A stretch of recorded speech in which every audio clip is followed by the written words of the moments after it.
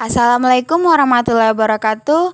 Perkenalkan saya Era Wulansari, nomor NIM 1904040, program studi S1 Farmasi, Fakultas Farmasi Universitas Perintis Indonesia. Baiklah, pada pertemuan kali ini saya akan menjelaskan sedikit materi mengenai struktur bakteri. Oke, sebelum kita lanjut pada materi kali ini, kita harus mengetahui apa sih itu bakteri. Nah, teman-teman semua, bakteri itu berasal dari kata Latin yaitu bacterium. Jamaknya bakteria. Nah, bakteri ini adalah kelompok organisme yang tidak memiliki membran inti sel, dan bakteri ini merupakan organisme mikroskopik atau organisme yang tidak bisa dilihat dengan mata telanjang. Oke, kita berlanjut pada penjelasan mengenai struktur sel bakteri. Nah, di sini struktur sel bakteri itu secara umum dapat kita bagi menjadi 3 bagian. Yang pertama itu dinding sel, yang kedua bagian internal, yang ketiga bagian eksternal. Nah, pada dinding sel bakteri fungsinya yaitu memberi bentuk sel, memberi perlindungan dari lingkungan luar, dan mengatur pertukaran zat dari dan ke dalam. Nah, pada bagian kedua itu bagian internal. Pada bagian internal ini terdiri dari membran sel yang mana terdapat di bagian dalam dinding sel. Terdiri dari fosfolipid yang tersusun bilayer dan mengandung protein. Kemudian sitoplasma merupakan cairan sel yang terdapat di dalam plasma membran yang terdiri dari 80% air, ribosom, berbagai enzim, koenzim, senyawa organik seperti protein, lemak, karbohidrat, serta senyawa anorganik. Nah, selanjutnya itu ada ribosom. Nah, ribosom ini merupakan organel sel yang berfungsi sebagai pabrik protein. Nah, selanjutnya mesosom.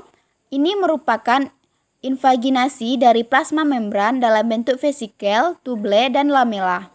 Nah, selanjutnya itu ada nukleoid, material genetik bakteri atau kromosom bakteri atau DNA yang berbentuk melingkar yang mana membawa sifat yang mengatur visibilitas bakteri. Yang terakhir pada bagian internal ini teman-teman ada plasmid.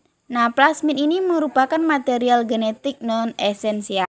Oke, yang ketiga yaitu bagian eksternal yang merupakan bagian yang terdiri dari flagella, kemudian pili atau fimbriae, kemudian kapsul atau envelope.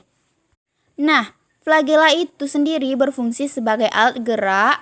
Struktur utamanya adalah protein yang disebut dengan flagellin yang mana bersifat fleksibel dengan ukuran diameter 10 sampai 15 dengan panjang 10 sampai 20. Berdasarkan tempat dan jumlah flagella yang dimiliki, bakteri dibagi pula menjadi 5 golongan. Ada monotorik, ada lotvirik, ada amfitrik, ada pletrik. Dan yang terakhir itu ada atrik. Nah, kemudian pili atau fimbriae merupakan alat untuk menempel pada permukaan substrat. Pili yang ada khusus digunakan untuk konjugasi disebut yaitu pili seks. Nah, kemudian yaitu bagian kapsul atau envelope ini merupakan sulbung sel bakteri yang merupakan berupa kapsul bila melekat erat pada dinding sel atau berupa lendir dengan struktur longgar yang mana berfungsi sebagai pelindung sel dari kekeringan dan serangan mikroorganisme lainnya. Kemudian alat untuk melekat pada permukaan. Oke, itu pada bagian struktur sel bakteri. Oke, kita lanjutkan pada bagian bentuk-bentuk sel bakteri. Di sini morfologi bakteri ada 3 bentuk. Yang pertama itu ada bentuk sel bakteri kokus. Nah, kokus adalah bakteri yang berbentuk bulat seperti bola dan mempunyai beberapa variasi seperti berikut ini. Nah, ini nih. Pada bagian ini ada yang kita namakan dengan mikrokus. Pada bagian mikrokus ini jika bentuknya itu kecil dan tunggal. Kemudian ada diplococcus. Nah, pada bagian diplococcus ini yaitu memiliki bentuk ganda. Nah, kemudian ada Tetracoccus yaitu bergandengan 4. Kemudian ada Sarcina yaitu bergerombol membentuk kubus seperti ini. Kemudian ada Staphylococcus yaitu dalam bentuk bergerombol juga. Nah, yang terakhir itu ada Streptococcus. Nah, Streptococcus itu bergandengan membentuk rantai. Nah, morfologi yang kedua itu ada Bacil atau Bacillus, adalah kelompok bakteri yang berbentuk batang atau silinder dan mempunyai variasi sebagai berikut. Nah, di sini nih ada dua macam bentuknya, yaitu ada Diplobacillus, di mana jika dia itu bergandengan dua-dua. Nah, yang kedua itu ada Streptobacillus, jika dia bergandengan membentuk rantai seperti ini, seperti yang ada di gambar yang saya tampilkan ini. Nah, yang ketiga itu yaitu berbentuk spiral, di mana Spirillum adalah bakteri yang berbentuk lengkung dan mempunyai variasi seperti berikut ini. Ada Vibrio, ada spiral, ada Spirochaete. Nah, Vibrio ini atau bentuk koma jika lengkung kurang dari setengah lingkaran atau bentuk koma. Kemudian spiral jika lengkung lebih dari setengah lingkaran.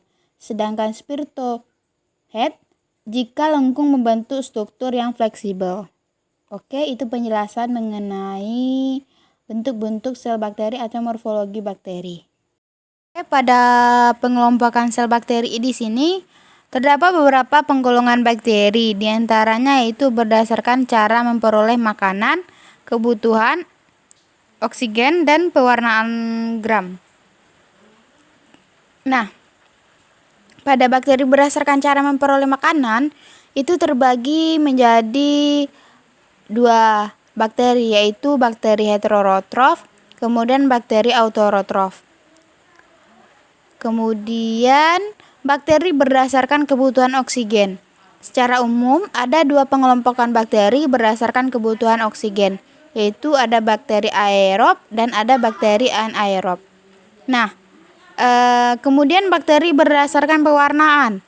Bakteri ini terbagi pula menjadi dua, yaitu bakteri gram positif, yang mana gram positif adalah bakteri yang mempertahankan zat warna kristal violet sewaktu proses pewarnaan gram, sehingga akan berwarna biru atau ungu di bawah mikroskop. Nah, yang kedua itu yaitu bakteri gram negatif. Bakteri gram negatif adalah bakteri yang tidak mempertahankan zat warna kristal violet sewaktu proses pewarnaan gram, sehingga akan berwarna merah bila diamati dengan mikroskop. Baiklah, itulah penjelasan saya mengenai materi kali ini, yaitu tentang struktur bakteri. Jika ada kesalahan saya mohon maaf. Assalamualaikum warahmatullahi wabarakatuh.